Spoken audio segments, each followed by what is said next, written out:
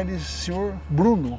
Muito prazer. Muito prazer. A gente já se conhecia, né? Então já é um prazer antigo. A gente conheceu de alguns debates que eu não lembro, sinceramente. Eu devo ter uma gloriosa oportunidade. É mesmo, cara. A gente falava sobre...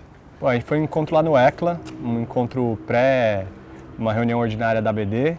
E aí, pô, eu tô ali, tô fazendo faculdade em São Paulo e começando a me reunir com uma galera que produz um cinema mais crítico, tem um pensamento crítico sobre os modos de produção. Começa a circular uma informação ali de que, pô, a gente vai disputar a diretoria da ABD. Eu começo a colar ali e num dos encontros surge um cara falando que vinha do interior e que tinha um coletivo chamado Paracatunzum, uma coisa assim. E você acreditou? Eu gosto de mentirosos, né? Assim, é por isso que eu escolhi fazer cinema. E aí era isso, né? Então estava em São Paulo, fazendo faculdade, quase dentro de um formatinho do que é um cinema convencional, devia seguir e servir a indústria.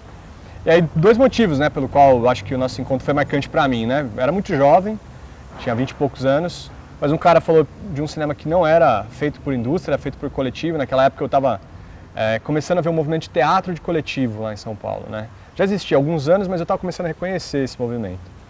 Tinha o Dolores, Boca Aberta, né? Tinha, sei lá, Companhia Antropofágica. Eu falava, pô, por que o cinema não pode produzir assim? Aí chegou um cara que veio do interior, né? Não é Sorocaba, não é Bauru, tá chegando lá, né? São Carlos também. Hoje em dia eu olho pro mapa do estado de São Paulo, não acho que é tão interior profundo, né? Passou Bauru para frente, já é metade do estado para lá, assim, mas... Eu ouço muito, Bruno, essa história de Brasil profundo, interior profundo, que traduz isso para mim, porque eu não consigo fazer essa conexão, entendeu? Tipo... Eu acho que o pessoal começou a usar essa expressão para demarcar um meião, né, assim, um grande espaço geográfico onde o capital acumulado nas capitais não irradia, não chega, né? Então hoje a gente está aqui em Sorocaba, então pouco menos... grande São Paulo, inclusive. A gente está a pouco menos de 1h30 de São Paulo, né? Assim, com trânsito hoje em dia, mas você consegue ir daqui para São Paulo em 1 hora de carro. Então, de certa forma, bens, serviços acabam chegando para cá. Quer dizer, se eu quiser no final de semana pegar uma sessão de cinema, de teatro, ou mesmo pego um freela, eu posso morar em Sorocaba e freelar em São Paulo, como câmera, como diretor de arte e tal. Mas para quem já está para lá de uma certa marca de quilômetros, vamos dizer 300 quilômetros para dentro, isso já fica mais difícil e as políticas públicas também vão se negaceando, né? As políticas públicas para a cultura no Brasil, a gente sabe que ela é feita para os herdeiros, né? Ela acaba sendo feita para quem já nasceu vizinho ao establishment, assim, para quem já tem acesso aos lobbies. E assim, a gente fica disputando para largar, quer dizer, tem um longo movimento de luta por financiamento para os interiores, do qual você faz parte historicamente, mas recentemente tem outros movimentos que militam por isso, como o FLIGSP no teatro e o ICINE desde 2019. Então tem um ponto do estado, ou dos estados, que a política da capital não chega, né? Ela a fábrica de cultura que pode formar um sorocabano em São Paulo, é mais difícil de formar alguém de Presidente Prudente, de Barretos, né, de Assis. Então, nesse sentido... E já que nós estamos falando de informação, onde que surge e como surge o seu interesse por fazer cinema, audiovisual? Onde vem... Você é daqui, nasceu aqui em Sorocaba, estudou, fez o colegial, e no colegial que veio essa brisa, não? Como é que é isso? Na minha família não tem, assim, nenhum artista, né, de profissão. Meu avô foi projecionista do cinema operário aqui na cidade.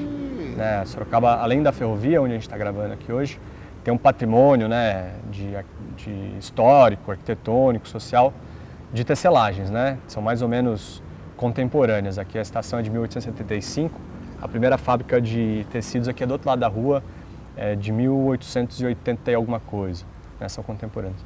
E você já frequentava? E meu avô foi projecionista lá durante a juventude. Não digo nesse período do seu avô, mas isso já vinha de alguma forma? Você já estava vendo cinema através disso? Não, então, eu fiquei sabendo disso, tinha essa relação com meu avô.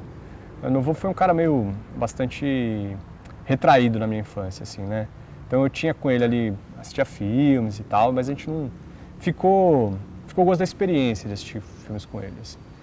E eu Agora, para você mesmo, o cinema surge quando?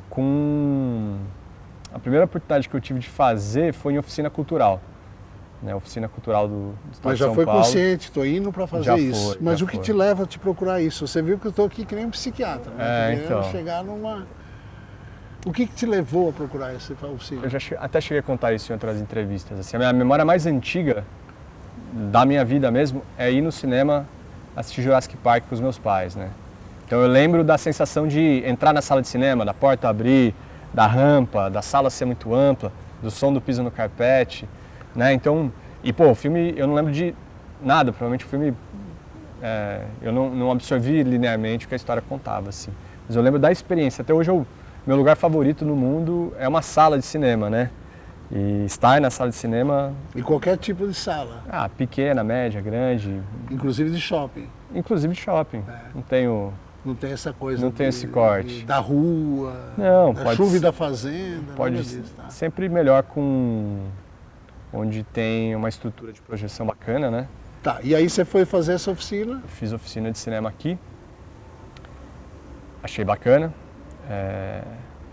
E aí fui fazendo oficinas livres, dentro da oficina cultural, né? Aqui participei de um primeiro curta, como assistente de fotografia. Era aquela metodologia, né? Tinha uma oficina de linguagem. 15, 18? Não. Tinha 18. Aí eu decidi, quero fazer cinema. Eu matriculei numa faculdade aqui perto, de rádio e TV que tinha na época. Aonde isso? Em Salto. E anos depois eu fui dar aula nessa faculdade, né? Que eles têm, hoje tem faculdade de cinema e rádio e TV. Então eu dei aula no rádio e TV depois e no cinema também. Ficou quanto tempo? Fez o curso? Cara, eu fiquei 6 meses lá. 6 meses. Porque aí na época eu tenho dupla cidadania italiana, né? E aí quando eu falei, bom, quero fazer cinema, de certa forma, assim, meu pai meio preocupado, falou, bom, então vamos dar um jeito nisso. Procura um lugar legal para você se formar. Eu falei, pô, por que não na Itália? Daí eu, Centro Experimental, né, de Roma, tal, né, tinha essa história toda, vários cineastas tinham passado por lá.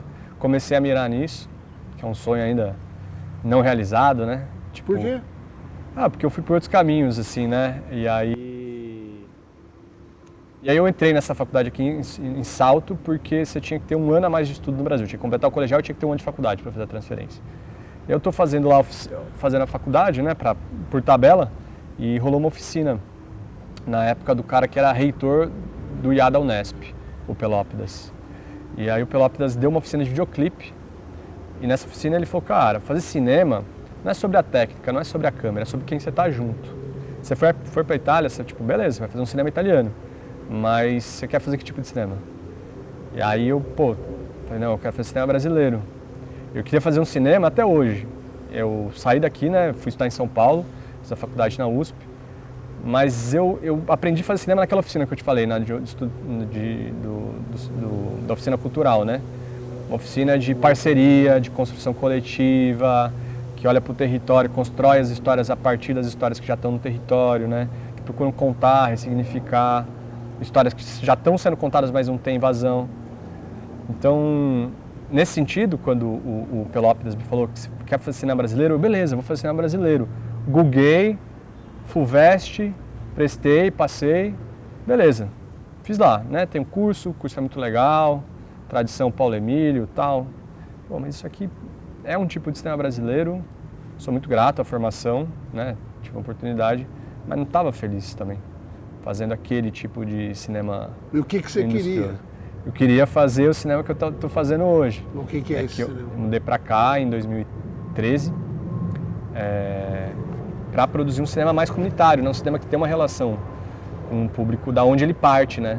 Ele não parte daqui para chegar num outro lugar do mundo, ele parte para ser devolvido para as mesmas pessoas. É quase como se você cozinhar, né? Você abre um restaurante, você pode pegar os ingredientes da tua região, e você vai abrir a porta, as pessoas vêm, você vai alimentar aquelas pessoas, né? E então hoje, basicamente, o que eu faço, né? Entre oficinas e produção de filme, são filmes ligados a uma temática da cidade, formando pessoas da cidade, né, em relação também com o tecido da cidade, então, ou seja, filma comerciante, historiador, jogador de futebol, morador de bairro, né? Tô há 10 anos fazendo isso aqui. Teve um que era alto e branco, tinha um cabelo castanho. sei. Acho que não sei. Não prestei muita atenção. Mas também não sei como chegar, porque eu sou meio tímido e gosto de conversar, trocar mais ideia antes de beijar, assim.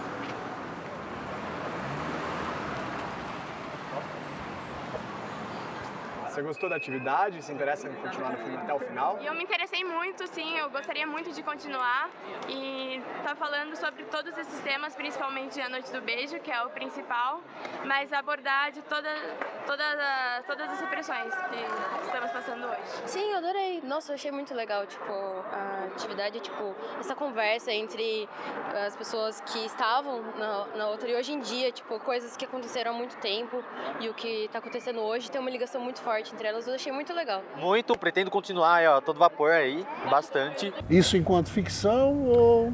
Mais doc, né? Abri mão, eu estava comentando recentemente com amigos, estava falando com o Marco aqui antes da entrevista, que faz 10 anos que eu não fazia mais ficção, né? Porque aí a ficção tinha ficado em São Paulo, realmente.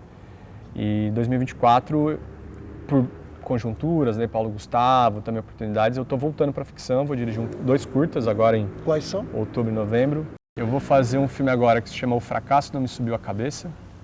Vai ser rodado em Itapetininga. O fracasso não me subiu a cabeça, é isso? Né? E o que é isso? É muito legal, é uma equipe só de gente do Icine, né? Roteirista de Sorocaba, o técnico de som de Itu, atriz de Itapetininga, diretor de produção de Socorro. E a gente...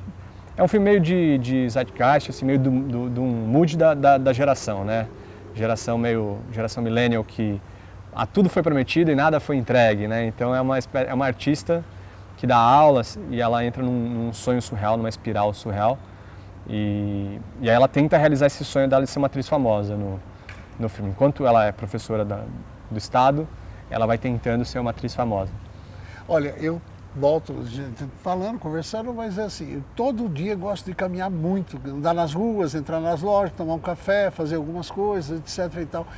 E todo dia eu encontro alguém que fracassou e não subiu a cabeça. Foi buscar uma outra forma. E eu estava conversando agora há pouco, numa outra prova, a respeito das condições de trabalho dessas pessoas, ainda mais do cinema. E agora estou vendo você, inclusive, uniformizado, né? Com cine e tal. Você acredita na possibilidade de construção de uma coisa mais permanente, contínua?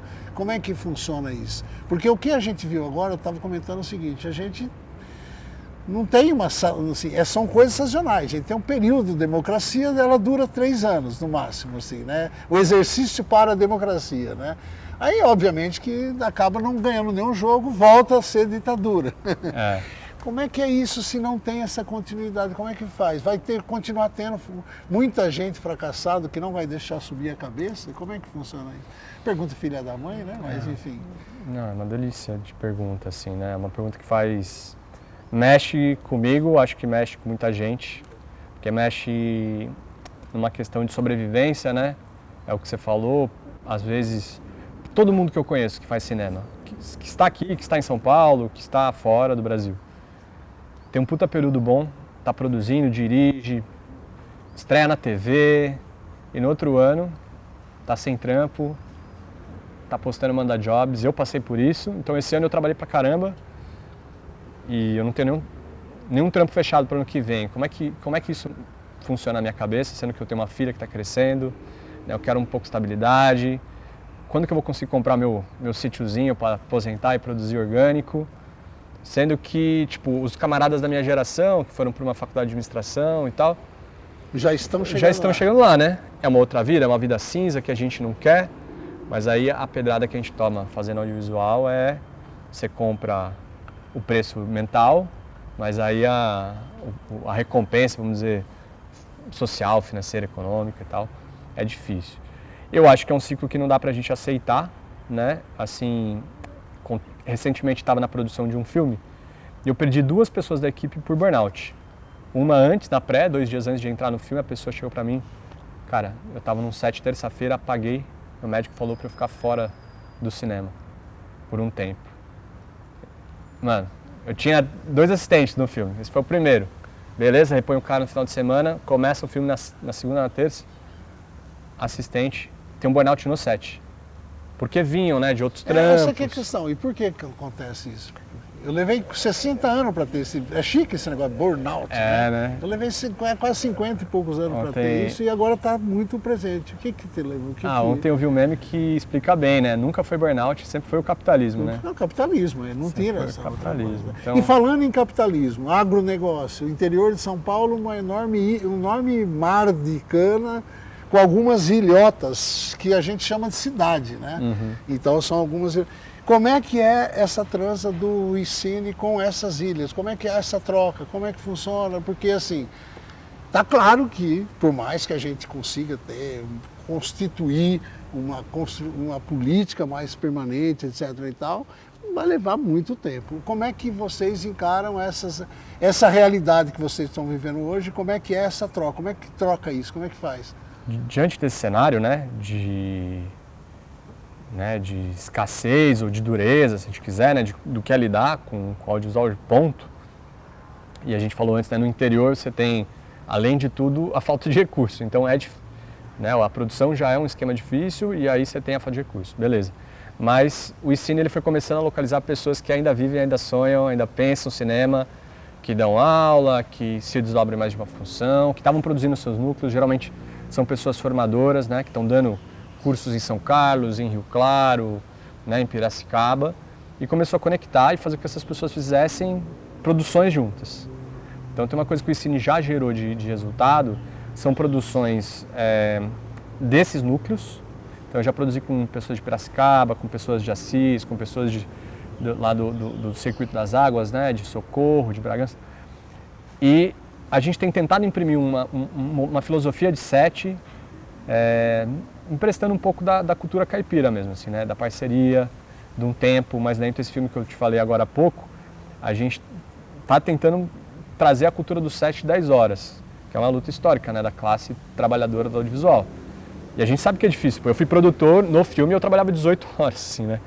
Mas a equipe no set trabalhava 10, já foi uma vitória, o pessoal ia dormir feliz. Final de semana remunerado, férias, 13º. E eu sempre digo pra galera assim, meu objetivo é hoje que uma pessoa entre num filme e saia melhor.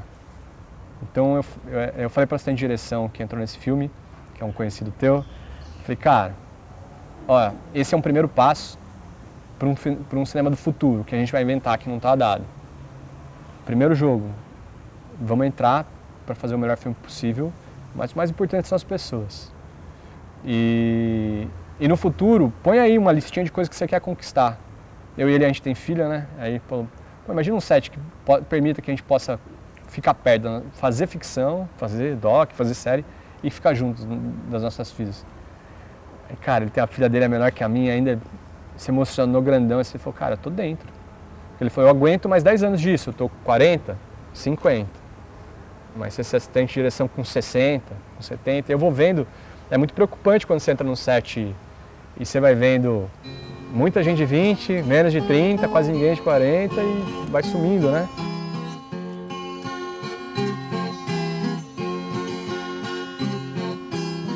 Eu preciso fazer um verso, oh meus ilustres cidadãos, na cidade de Sorocaba, onde é a minha habitação, com amigo Josué Pereira, com esta viola na mão. O meu prazer não se acaba, de falar o moço se gaba. Nós estamos em Sorocaba, aqui no Largo do Canhão. Antes da praça ser assim, era outro nome, meus irmãos. Se chamava Praça das Tropas, veio na minha recordação. Era por causa dos tropeiros que aqui fazia baldeação. Aqui era comércio dos tropeiros, nossos homens brasileiros que ganhavam o seu dinheiro fazendo negociação. Eu estava a fim de jogar um banho de água fria aqui, porque daqui 10 anos sua filha está com 19 anos. E ela já quer ir fazer cinema e tal. Querido, uma questão dessa descontinuidade, né, que a gente tem a cada 3 anos, tinha um amigo nosso que fala que a cada 3 anos tem um golpe e uma tentativa dele. E historicamente já está definido isso e tudo mais. E uma coisa que me incomoda, e provavelmente aquele rapaz que você ouviu falar no ecrã lá, não sei quanto tempo atrás, a preocupação era a mesma também, que ele falava assim, nós estamos construindo políticas de governo e não políticas de Estado. Quando a gente fala em políticas de Estado, a gente está falando de leis. E a gente não tem uma lei. Eu me lembro da Ansinave, por exemplo, que foi uma luta. Ancine, Ansinave e essa discussão. Nessa perspectiva e tendo perspectiva, já que é do interior, a questão é o interior, e nós temos as eleições, né, municipais, que não vai, pelo pouco que a gente está vendo, assim, está indo para um caminho, inclusive que está se falando em escola cívico-militar. Como é que enfrenta essa realidade? Não estou querendo que você dê a solução, mas imaginar, pelo menos, como é que resolve isso? Olha, tem uma perspectiva que a gente cultiva e troca uma figurinha dentro do ensino, que é o seguinte. Mesmo, né, o governo não comprando essa ideia, para combater o conservadorismo nas suas franjas do Brasil, assim, né, fronteira agrícola, interior dos estados mais conservadores do Brasil, é só fazer enfrentamento cultural mesmo. Tipo, tem que chegar na base, né, e trabalhar desde igreja, associação de bairros. Então, nesse sentido, o cinema é muito importante para construir, né, uma contraofensiva a esse conservadorismo, essa tosquice, né, a violência que assim, está, né, a violência de Estado no Brasil, ela existe há séculos, né, e então apostar no caminho da cultura ainda é uma aposta muito boa, né, que precisa ser feita também, acredito, com política de Estado. Né, aqui em Sorocaba, né, tenho participado das últimas conferências, né, conferência estadual, municipal. A gente teve a oportunidade de redigir aqui o Plano Municipal de Cultura, fui do comitê redator do plano, e que já está precisando de renovação. Para você ter uma ideia, o nosso plano, né, prevê até 2% de investimento municipal em cultura. Como ele era progressivo, ele está aí no 7º ano, 8º ano de vigência, era para a aplicação da LOA, né, do orçamento anual, está em 1,6%. No ano passado, a aplicação de recursos para a cultura foi 0,4%, foi 4 vezes menos. Então, com 4 vezes mais recurso... E geralmente a cidade tem um fundo de cultura, né? Que são recursos que vêm de outras... Aqui a gente tem o CPF completo, né? O Conselho Plano e Fundo, conferências que acontecem regularmente. Hoje a gente tem uma situação complicada, com um conselho muito vizinho ao poder público e a atual gestão da prefeitura aqui, né, do Poder Executivo, é muito conservadora, muito reacionária e né, não tem tido uma escuta. Né, os editais recentes, Paulo Gustavo, Aldir Blanc, foram todos à base do golpe, mal escritos, e a classe artística lutando. A gente até criou um novo movimento a partir disso, chamado Sozinho Não Dá, né, unindo não só a galera do cinema, mas arte, várias gerações. Então foi muito legal porque a gente teve um retorno aí de uma galera que militou nos anos 70, 80 para compor, né, e a gente conseguiu fazer um enfrentamento para que tivesse pelo menos lisura nos processos, né? E a gente teve aí conselheiro tentando dar golpe na Paulo Gustavo, assim, aumentar a nota mínima para nota máxima, como se ninguém fosse perceber. Foi pego e rodou, ainda bem. Mas é preciso construir políticas de Estado, né? Acho que a partir de recuperação de patrimônio histórico como esse, onde a gente está, se um prédio como esse fosse transformado. Você chegou aqui, quando me olhou, falou, pô, legal o lugar, né? Imagina ser, quando você fez Imagina Ser, falei, cara, a gente está sonhando com isso. Isso aqui seria uma política transformadora, né? Meter uma escola permanente aqui do que fosse. Aqui durante um tempo funcionou o coletivo de batuques da cidade, assim, que unia o maracatu, dança, tinha grupos de pesquisa em ritmos afro-brasileiros, num barracão. Durante um tempo, era o movimento mais quente da cidade. Unia, tipo, centenas de pessoas, entre o maracatu, entre as apresentações e tal. A partir do momento que você dota um movimento de cultura com espaço fixo, regularidade, recurso, ele começa a gerar todo tipo de efeito, né? É uma horta, né? É uma horta. É uma horta onde você sabe que... Bom, saindo um pouco, e ainda na política, apesar de ser uma outra coisa política, você falou para mim que com 18 anos você foi para Salto para fazer o curso de cinema. Tá? E aí, quanto tempo isso? Está com quantos anos? Eu estou com 36. 36. 18, mais 18 anos depois, Hoje você não é o cara que chega em Salto para fazer a aula, hoje é você que está dando aula. O que mudou entre aquele cara ou não só para aquele menino que chegou, viu as aulas, observou o lugar que eles estavam, como é que é e tal. O que você acredita que você está conseguindo fazer com aquilo que você, por exemplo, chegou lá, eu não sei se eu estou conseguindo elaborar, mas assim, tipo, você chegou lá e falou, pô, mas isso não é legal, isso não é... São coisas que hoje, provavelmente, você não está reproduzindo, né? Porque você falou, não vou fazer... O que mudou entre aquele aluno de 18 anos e esse professor, que é o que você está passando para a molecada de 18 anos? Hoje em dia eu tenho me realizado tanto ou mais como educador do que como cineasta, assim, pela simples oportunidade estatística mesmo de mudar a vida das pessoas, né? Eu acho que... E o cineasta não é um educador? Pode ser, eu acho que tem uma luta para botar o filme na tela que é hercúlea, né? Você vai movimentar muita gente, muitos fundos e... Certa vez eu ouvi de um cineasta uma frase que me marcou, eu estava entrevistando ele para um doc, assim, cara conhecido, inclusive. Ele falou, cara, todo cineasta que eu conheço tem mais projeto na gaveta do que realizado. E ele é de que período? Ele deve ter uns seus 50 hoje. Eu falei, pô, é verdade. Eu que sou moleque tenho mais filme na gaveta já, né, de filme que quase deu certo, o roteiro que foi, parou, filme que você para na metade, filme que você começa a financiar.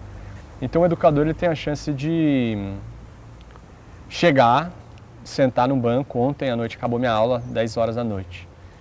E eu recentemente comecei a trabalhar com um aluno, né, começou a trabalhar comigo. Eu encontrei ele lá na faculdade e ele estava ao mesmo tempo cansado, porque é uma semana de trabalho, virou o final de semana trampando, editando. Eu falei, cara, como é que você está?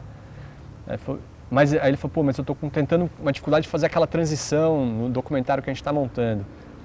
E a gente foi conversando um pouco sobre como fazer a passagem do bloco A para o bloco B do documentário, mas como ele vai fazer essa passagem do 21, 22 anos, que ele pode pegar um freela, vai fazer, né, ele faz câmera aqui para o mercado publicitário, para ele se estabelecer como cineasta. Ele acabou de fazer o primeiro curta dele, está montando. E eu falei, bom, você vai escrever nos festivais, está aqui, ó, tem um festival de Salto que vai começar agora, pô, festival aqui, festival lá e tal. E aí, saca? Então, tipo, ao mesmo tempo que o educador consegue mexer na visão estética, mexe na visão política, na postura de mundo. Eu sou capaz de ficar louco, sim senhor.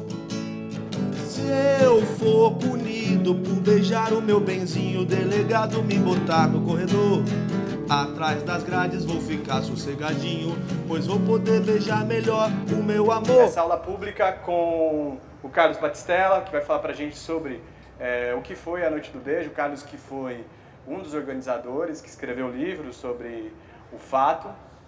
E também a gente vai estar fazendo essa cena pro filme A Noite do Beijo, ontem e hoje, o documentário que a gente está produzindo. E nessa cena a gente também está selecionando vocês, adolescentes, para fazer parte do elenco do filme, das cenas que a gente vai rodar em dezembro. É uma aula que serve para vocês conhecerem mais sobre o tema, para a gente trocar ideias. E depois a gente vai voltar e vai devolver perguntas para vocês sobre o que vocês acham que está proibido hoje, o que a gente precisa desreprimir, o que a gente precisa liberar, o que valeria a pena a gente fazer uma noite do quê hoje. Que é um sonho, né? Poder fazer. E você sente essa troca, rola essa troca. Rola muito, que né? E na época contigo não rolava normalmente. Quando era estudante, acho que não, cara. Foi quando eu voltei pra cá mesmo, eu tive uma sorte, assim.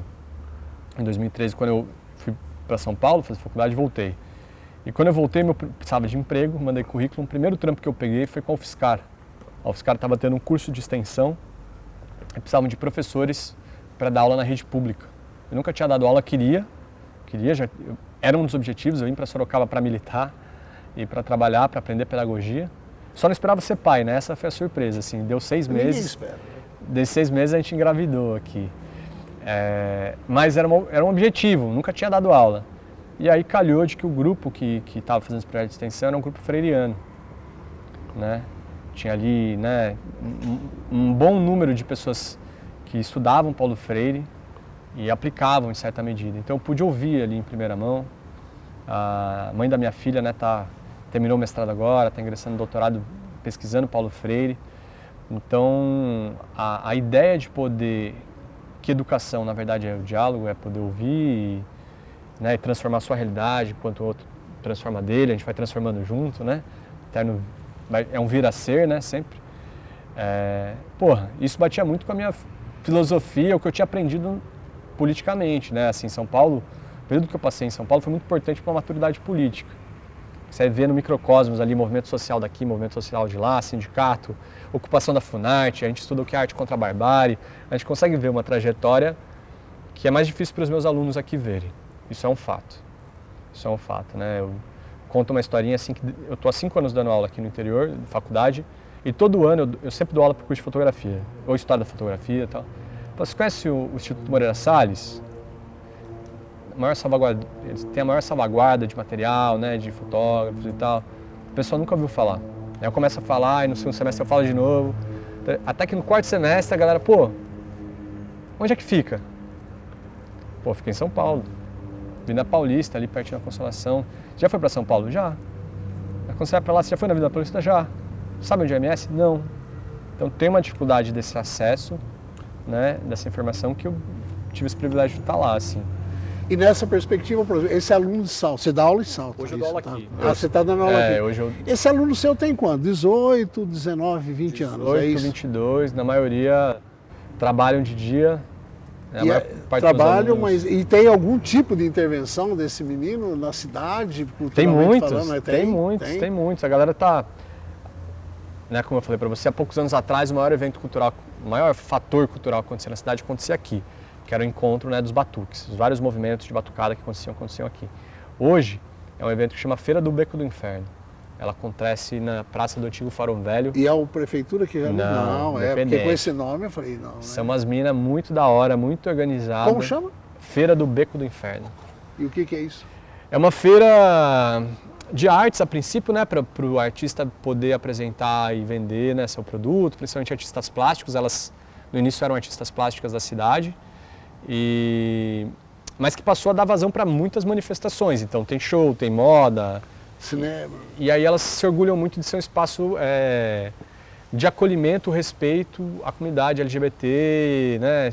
É um movimento feminista num amplo senso, assim. E sempre tiveram vontade de fazer cinema. Tá, fizeram uma sessão, e aí eu dou muitas oficinas aqui no Sesc, também, que é outra forma de formar a galera. Elas viram uma sessão de filmes de alunos meus no Sesc. Falaram, pô, demais. Eu falei, pô, você não acredita. Quando eu estava dando a oficina, eles falaram, nossa, seria um sonho poder exibir na Feira do Beco. Eu falei, não, louco, vamos fazer acontecer. Juntou a emenda parlamentar, a vontade do maior evento de cultura da cidade poder fazer acontecer. E de repente... E essa emenda parlamentar provavelmente é da Câmara. Das câmaras, vereadores. Não é do governo, não é da Assembleia Legislativa. Não. Embora, em termos de cine, a gente tem trabalhado com emendas... Porque Sorocaba, historicamente, tem uma representação política, tanto no âmbito nacional tanto estadual, violenta, né? Que poderia ter muito recurso especificamente. Mas, geralmente, também elege gente de outros... da outra margem da linha, né? É isso? Não? Exato. E aqui, né, essa emenda é dessa margem da linha, assim, na Câmara. Hoje a gente tem 3 pessoas ali mais progressistas, e uma mais sintonizada com os movimentos de cultura que conseguiu essa emenda e fez um puta de um cinema público. Então você imagina que está rolando uma feira em que jovens de 18 a 30 anos estão exibindo o que produzem, fazendo ali circular um pouco da sua produção, gerando alguma renda, mais os criativos que estão ao redor, né? A galera que produz rango, a galera que faz a produção de fato, que monta som, que monta a tela, gerando uma renda na cidade para esse fator. E aí, na próxima feira, que vai ser agora em setembro, né, já são alunos meus da faculdade que viram essa experiência do Sesc dar certo. Vai ter 2 grupos meus de alunos da faculdade que vão estar lá exibindo, que não se viam como artista, porque os meus alunos de faculdade, eles na maior parte trabalham no dia atendendo balcão de loja, farmácia, aluno que é motoboy, tá ligado? E estão lá fazendo curso de técnico em audiovisual, tecnólogo em audiovisual. E nessas montagens que vocês estão fazendo aqui, eles atuam também, participam? Não? Produção, né? Realização, né? Tá. Roteiro, direção, som, foto. Bom, como eu sou um cara poliglota, eu estou estudando russo. Olha. E eu aprendi uma palavra só até agora. Faz uns 40 anos que eu estou estudando, eu aprendi que perspectiva é uma enorme avenida, né, que vai dar em algum lugar, né? Qual a perspectiva que vocês têm em relação a esse cinema do caipira, que até agora ainda estou tentando entender um pouco. Qual é essa avenida? Para onde vai dar essa perspectiva, esse rumo?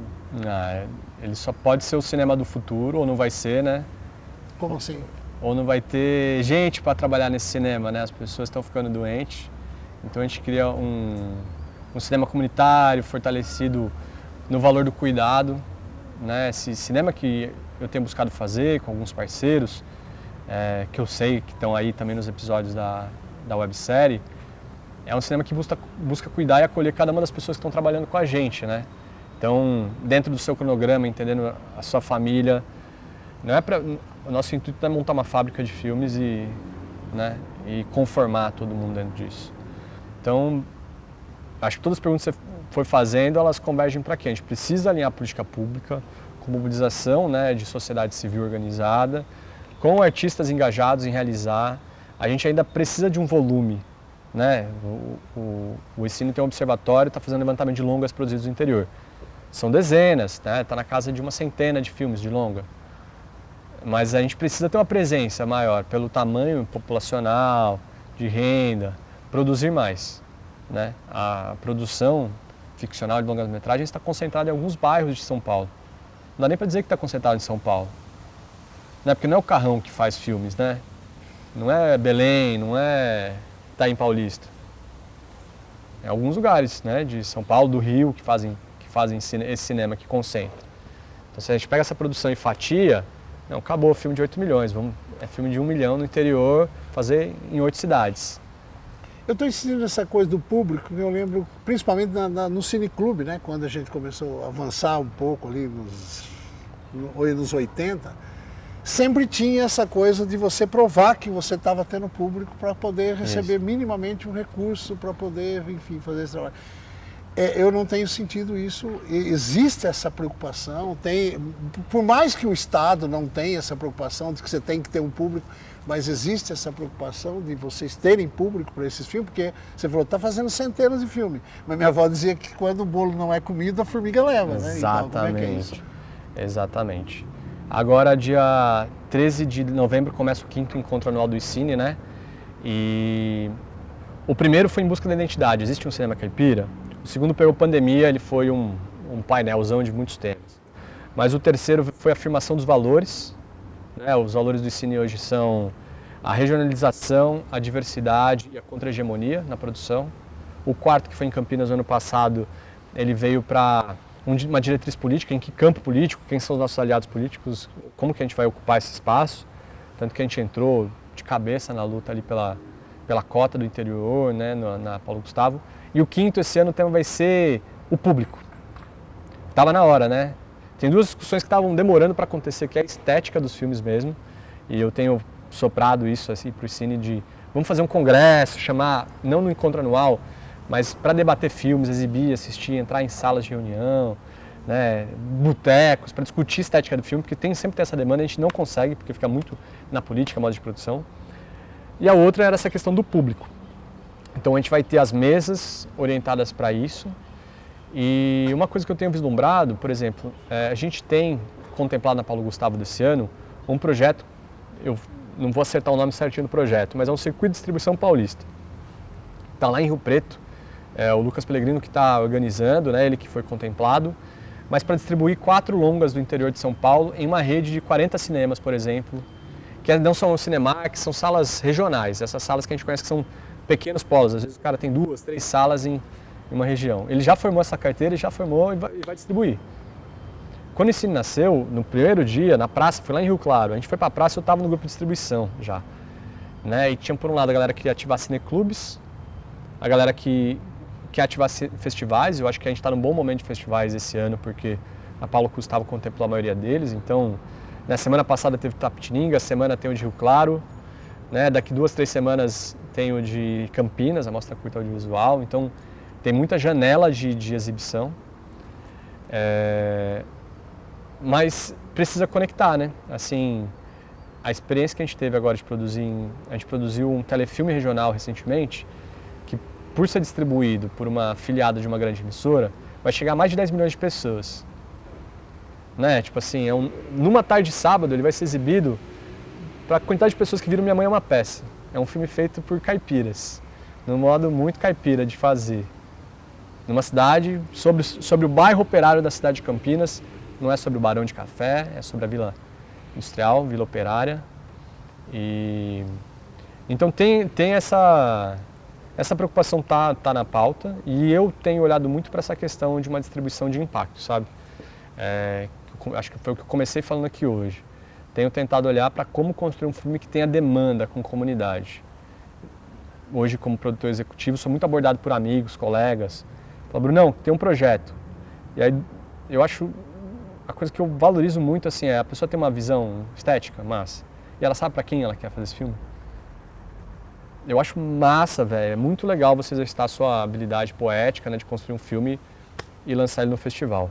Também há muito tempo atrás eu li um artigo na revista Filme e Cultura que dizia todo lançamento de cinema no Brasil é um lançamento no precipício. Você pega o filme e joga. Pode ser que ele estoure para algum fenômeno de publicidade, né? Vai que a atriz do seu filme cai num meme na internet, aí você tem uma bomba. Mas, via de regra, vai dar uma página na Ilustrado, uma página no Caderno 2 e o filme vai desaparecer. As pessoas vão assistir na Rua Augusta, em Botafogo, acabou o filme. Você gastou dinheiro público, inclusive, para fazer isso. Né? Que, aliás, é uma grande queixa do lado de lá, né? Que é muito investimento para pouca gente. Né? Pois é, então investe onde tem gente. Tem escola, tem universidade pública, tem feira de rua, exibe onde tem gente. E fechando um pouco essa discussão. Vamos exibir nos quilombos. Não fechando, muito pelo contrário, nunca ela vai fechar, né? Já que é uma discussão. Mas, por exemplo, nós estamos em ano eleitoral, né?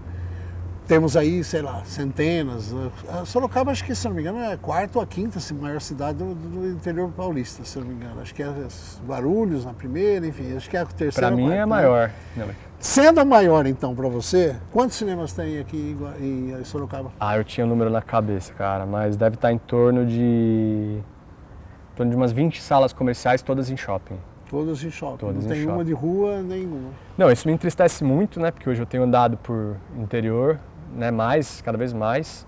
E, cara, por mais difícil que seja a situação nas diversas cidades de São Paulo, Araraquara tem uma mostra de cinema, tem a Mostra Wallace, acontece, tem um festival de dança. Que não é no cinema. A Mostra Wallace é na universidade, não é? Não é específica, porque por exemplo, Araraquara historicamente tem 4 cinemas. Né? Desses 4 cinemas, um cinema é uma igreja, o outro cinema está abandonado, o outro cinema está abandonado e o quarto cinema é um supermercado. Tá. Né? E falando um pouco nisso, a minha pergunta é porque eu fui num desses cinemas também de shopping, apesar que era uma fábrica, antiga fábrica Lupus, segunda-feira passada fui no cinema. Primeiro que é assim, o horário era ruim, 17 horas, tinha eu para ver o filme até de grandes, né, de grandes propagandas, não tinha mais, tinham 4 salas e tinha eu numa sala, né? E nas outras já estavam passando o filme, começou antes, mas tinha eu, nesse filme especificamente tinha eu. A minha questão, a pergunta é, esses donos de cinemas, de cidades, né, como é que é o diálogo com esse pessoal? Por exemplo, se eu quero comprar uma cachaça, eu vou numa cachaçaria. Exatamente. Se eu quero comprar um cigarro, eu vou numa, né? Como é que é esse diálogo? Por que ele não existe? Quem são essas distribuidoras? Você entendeu? Eu estou enchendo você de perguntas para dizer assim, a gente está falando de uma política nacional, de uma política estadual, mas tem uma política de quintal, né, que a gente quase não mexe muito. Né? Como é que é feito isso aqui, por exemplo? Ou o que está sendo pensado no ensino? Olha, a gente tem uma relação institucional com via Secretaria do Ensino com um dos órgãos, né, que representam os exibidores. E numa cadeia expressiva do interior do estado, a gente tem tentado começar um diálogo. Por enquanto, o que eu posso te dizer existe o diálogo e a simpatia, mas não tem nenhum processo travado. Quem vai ser pioneiro nisso mesmo é o Lucas e esse circuito de distribuição de Rio Preto. Ele vai distribuir uma animação de São Carlos, vai distribuir, né, o filme do Reinaldo Volpato, que ficou pronto agora. São 4 longas. Tem um que é mais experimental, é uma carteira diversa assim, que ele montou. E estou muito na expectativa, inclusive os projetos que eu estou escrevendo agora, né, para esse edital que fecha sexta-feira, estou colocando ele lá, né, eu quero que ele seja meu distribuidor, né, para aumentar a carteira dele, porque assim, se não for por ele, não será, né. Se a gente pega, é muito difícil, né, o papel das distribuidoras é muito difícil. Isso que você falou, né, do bater na porta, negociar, depender da sensibilidade, né, desse dono de sala, desse capitalista, assim... Lá no cinema mudo, quando o Gilberto Rossi e o José Medina inclusive é sorocabano, né, o precursor do cinema narrativo brasileiro mudo, paulista pelo menos, José Medina sorocabano. Quando eles tinham uma dupla, o Rossi ia de cinema em cinema vender a lata. E como ele tinha uma boa relação e os filmes eram ok, passava-se. Então os filmes do Medina e do Rossi, lá em 1920, tinham algum tipo de exibição. A maioria, você pega ali o livro do Crônicas do Cinema Paulista, da Maria Rita Galvão, em que ela entrevista o pessoal que foi cineasta no período mudo. A maior parte, né, você tem ali uma grande parte que são descendentes ou são imigrantes, né, são italianos na maioria, que estão fazendo filme com a comunidade, com atores da comunidade exibindo naqueles clubes. E aí quando eu li aquilo na faculdade, eu falei, putz, esses caras fracassaram, né, esses caras não exibiram nas salas de cinema como Rossi e o Medina exibiram. Por outro lado, quando você pensa hoje, cara, eles exibiram para o público que estava interessado em ver e eles tinham público todo final de semana. Porque ali tinha baile, ali tinha bocha, ali tinha macarronada no final de semana. Então também a experiência que eu te falei, né? Adoro a sala de cinema, é a minha memória mais antiga e meu lugar favorito no mundo. Né? Adoro a Cinemateca, tipo, tá lá na Cinemateca. Tem pra mim um valor que é espiritual, quase sozinho. É uma igreja. É, pra mim Tacaram fogo na igreja. Quando pega fogo lá é como se estivesse pegando fogo no Santos, pra mim. Mas eu entendo que o fetiche com aquilo impede que o cinema seja popular de fato. Ela, a leoa de duas patas, a que dorme com o lobo na ausência do nobre leão, que vai me matar, infelizmente. Utilizando seu veneno, misturará o meu salário à sua vingança.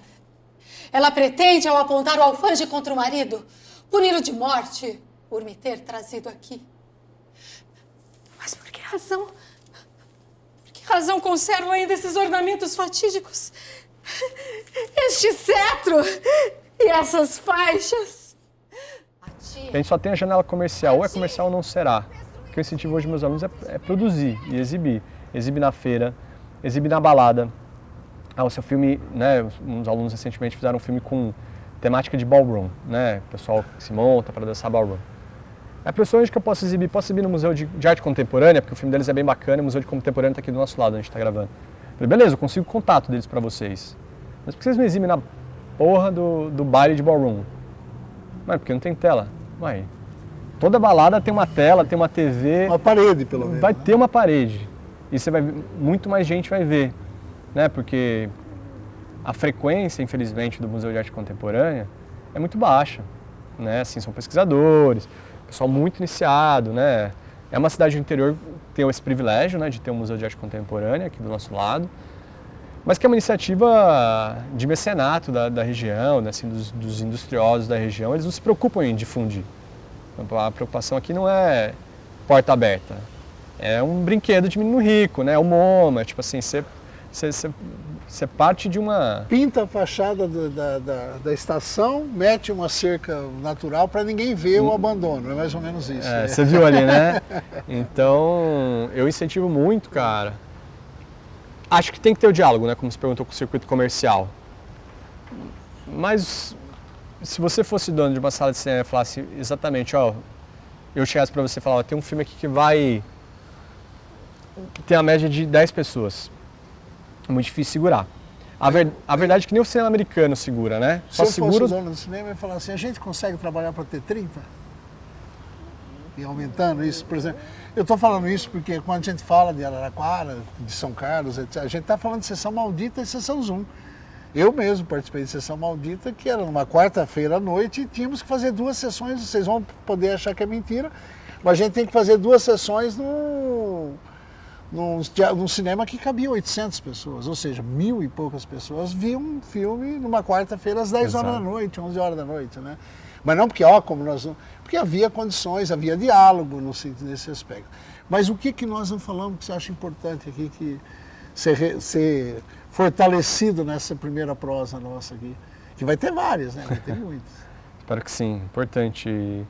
Quer dizer, não é a primeira porque você falou que a gente já conversou lá atrás, né? Mas enfim. Importante essa série, né, tá sendo feita porque registra, porque movimenta, né, esses pensamentos e ações também, né? Tô aqui te falando coisas que dá vontade de pôr em prática, né? Sair daqui e já...